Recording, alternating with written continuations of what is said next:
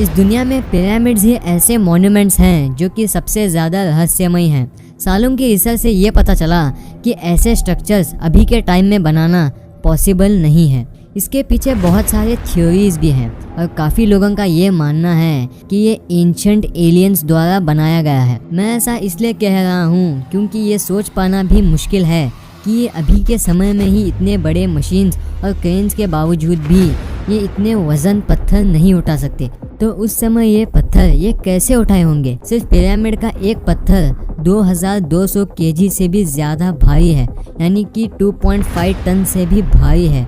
इसलिए लोगों का ये मानना है कि उनके पास उस समय ऐसे मशीनरीज आ गए थे जो उनका काम और भी आसान बना दिया। इन सभी पिरामिड्स में से खुफू पिरामिड ही एक ऐसा पिरामिड है जो कि इंसानों द्वारा बनाया गया सबसे लंबा पिरामिड है, जो कि 3800 साल से भी ज़्यादा वक्त तक ये खड़ा हुआ है। सिर्फ इतना ही नहीं, ये एक पिरामिड 2.3 मिलियन पत्थरों से बना हुआ है और ये इतना एग्जैक्ट बना हुआ है कि ये इंसान के बाल भी इसके अंदर नहीं जा सकते। असल में ये पिरामिड चूना पत्थर से कवर किया गया था और सूरज की रोशनी जब इस पर पड़ती थी तब वो चमकने लगता था। चमक इतनी तेज थी कि ये चांद पर से भी देखी जा सकती थी।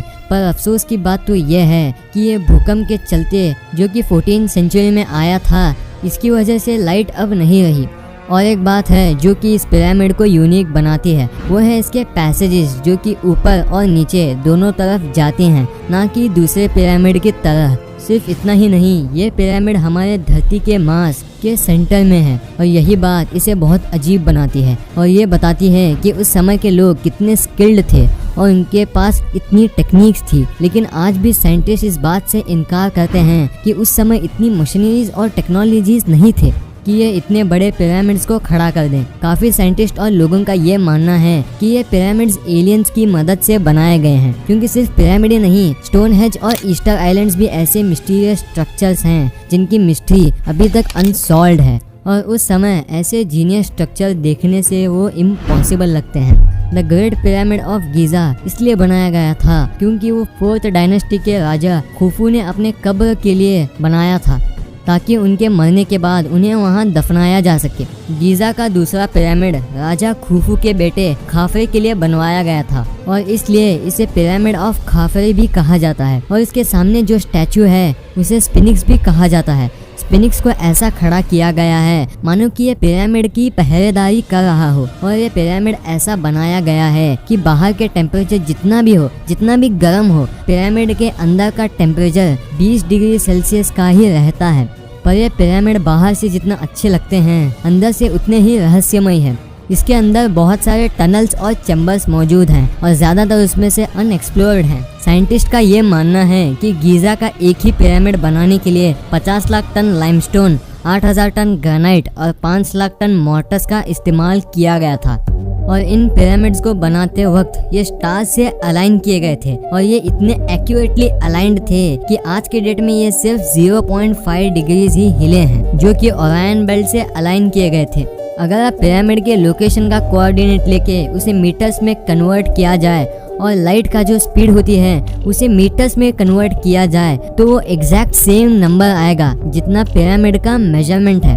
शायद एंशिएंट सिविलाइजेशन के लोग ऐसे सुराग छोड़े हैं कि मानो वो चाहते हैं कि हमें ये पता चले कि हमें वो कुछ कहना चाह रहे हैं। कुछ थियरिस्ट ये कहते हैं कि वो एंशिएंट सिविलाइजेशन के लोग स्टार्स को देखकर ही वो नॉर्थ और साउथ पोल का जायजा ले सकते थे। और 2013 में आर्कियोलॉजिस्ट को इजिप्शियन डेजर्ट की वादी अल जफ में 4500 साल पुराना पेपरस मिला, जो कि हेराटिक में लिखा हुआ है। पेपरस इजिप्ट में पाया जाने वाला पौधा है। पहले इसे कागज जैसा मटेरियल बनता था और लिखने के लिए भी इसका ही इस्तेमाल किया जाता था। इसे दुनिया का सबसे पुराना पेपरस भी कहा जाता है और 4500 साल पहले इसे लिखा गया था।